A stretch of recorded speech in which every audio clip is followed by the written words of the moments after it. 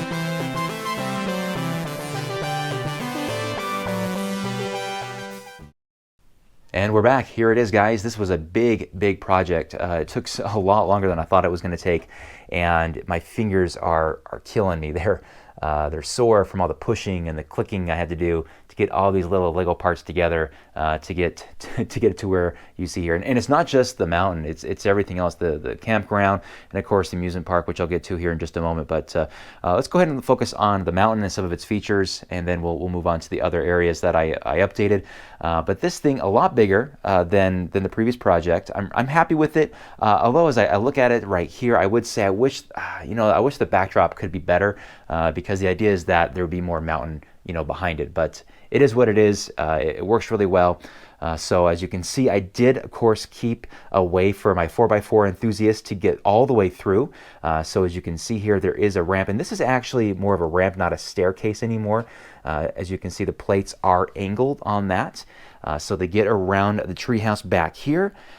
It's definitely going to be a one-way, and back here we have a little bit of a bridge. I did add a lot to the base of the treehouse here. Again, great suggestion on the treehouse. You guys are awesome. What would I do without you guys? Great suggestion. As you can see here, I do have an arch, a rock arch. I thought, hey, you know what? I live in Utah. We have Arches National Park here. It's not delicate arch, but you know what? It's okay. I need a name for the arch, guys. Let me know what you guys think I should name the arch. And of course, underneath here is the other ramp that goes down. Now, this side of it, I will say, looks a little bit more man-made or Lego man-made because it's this nice smooth end right here. I also wanted to make a way, as you guys can see, for pedestrians to get up and down here. So I have this this stairway going alongside this big ramp up to the top. And that allows my pedestrians to get right up there, and a little bridge there to cross the creek before it goes into this little shiny waterfall. Now, some of the features on this thing, I wanted to make this as fun as possible. So at the bottom here, we do have this a little bit of a waterfall. I really am not good at waterfalls, so don't be too hard on my judging me there.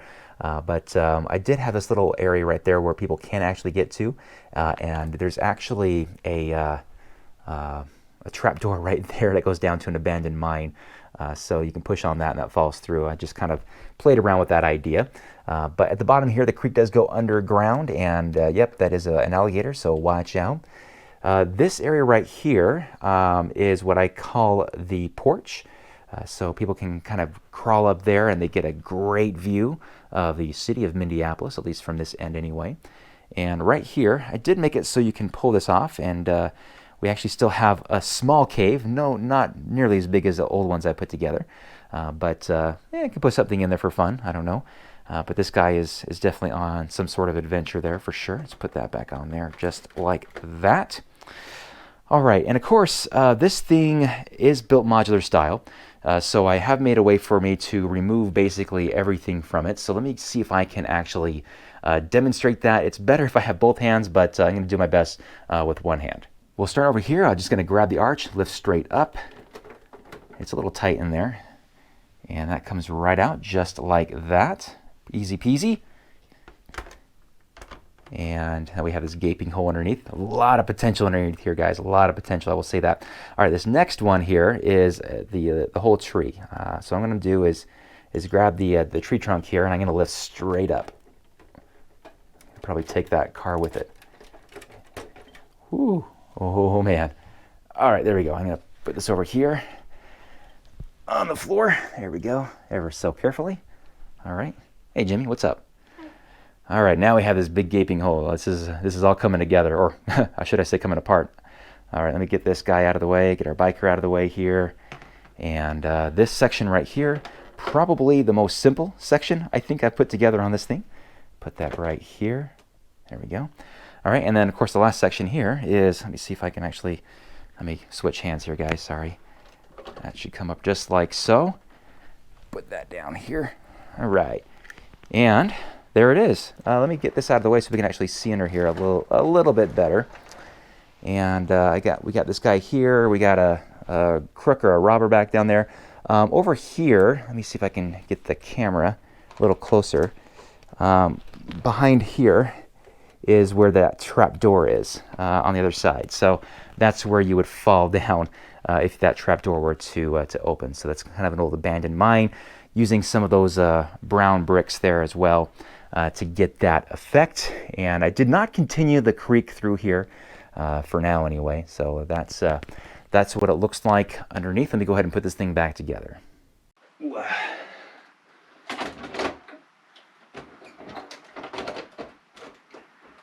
Goes on really easy.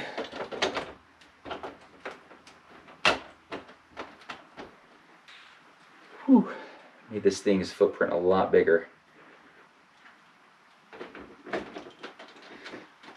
Fit really tightly around that.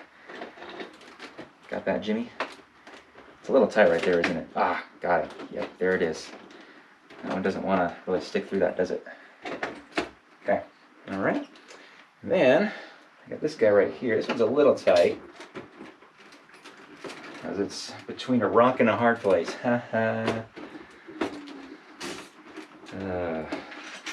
Okay, there we go. Get my 4x4 guys back on there. And my mountain biker. All right, back together. You guys probably noticed back here, I got this 16 by 16 plate, kind of acting as a backstop, or a backdrop, I should say, rather, for it. I wanted to, I don't know, when it's not there, it ruins the illusion that this is a tunnel, right? A deep, dark tunnel.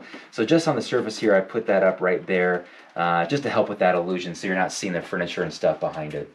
Okay, let's play with the train here.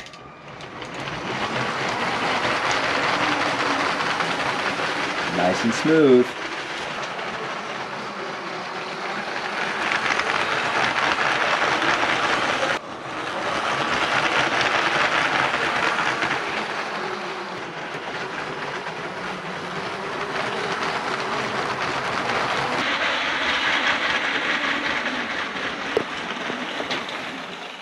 So we'll go ahead and move away from the new mountain and focus next on the campground. The campground, my main objective was to get it away from the railroad, from the noise and things like that. For the most part, most of the spots in here do comply with that. However, you got this corner right here that is definitely going to be very loud. So I guess they get a discount if you're on that side. But again, I think some more detail needs to happen in here. It's pretty rough right now. When I finished the mountain, I did the campground like in a rush because I was so excited that was done. And like I said, my fingers were killing me. However, I did spend a decent amount of time rotating everything around this particular area in the amusement park, or this side of the amusement park, because like I said earlier, I wanted to get the Star Wars experience in here. So I had to make a compromise. I was able to get, obviously, the Mos Eisley Cantina in here.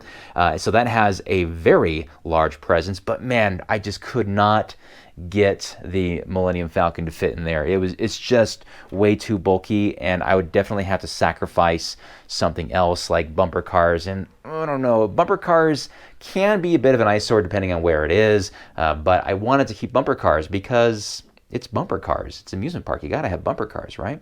So anyway, here's the Mos Eisley Cantina. All of the actors are removed from it because I actually put them all into the display cases there. So I'll have to get some people out. The actors will come out here and interact with people as we have a rotation or something like that. So for now, it's a new attraction. They're hiring actors, so the resumes can come in now if you're interested in working here at the Mos Eisley Cantina. I did move the train station to this side just so I can get some more space to move the cantina back. Did keep, of course, the airport shuttle there. The airport shuttle extends by, I guess, another 10 inches or so. I think I added some track on that. So that is further out. And, of course, this train station right here, it's been here before, so it is back along with the bus station. I did, of course, sacrifice the parking lot. No parking lot, guys, so people are parking kind of all over the place. So, you know, it's a give and take, guys. What can I say? All right, everything else I think is relatively the same. The bumper cars, the Haunted Mansion right there did move around a little bit. Tower of Terror, whatever it's supposed to be, and just kind of move some things around.